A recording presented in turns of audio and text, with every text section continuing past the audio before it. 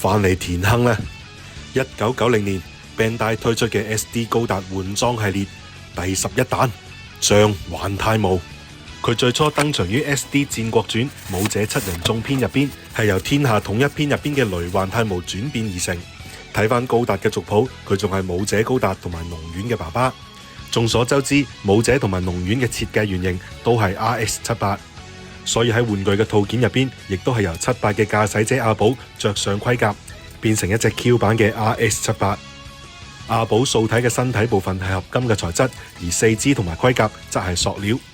到呢個步驟為止，整個玩具嘅設計同本系列第一彈基本一樣，但就會喺玩具嘅配色上邊同第一彈有所區分。話晒呢盒玩具都叫將還太無，可以變成 RX-78，只係佢其中一個過渡玩法。將頭盔同埋背包拆除之後，依次裝上武者嘅盔甲，就可以將高達換裝成為武者形態。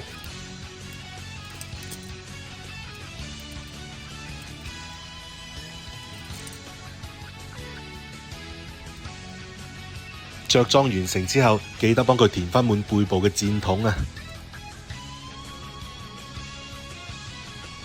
喺同系列嘅玩具入邊，將還太無算係玩法比較多嘅一隻。頭盔上邊嘅角拆落嚟，可以組合成一把弓箭。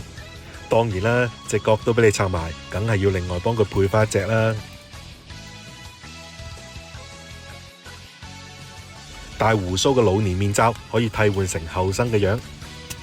天線同埋面罩都替換咗之後，有啲似佢嘅仔武者高達嘅 feel。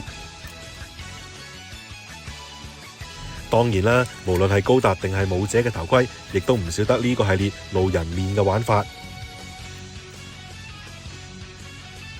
另外附贈俾你嘅不可動素體，亦都可以當聖衣支架咁用，俾你實現雙形態展示啊！咁今期嘅分享就先到呢度啦。想睇埋呢個系列其他嘅款式，記得留意我後續嘅更新啦。下期再見。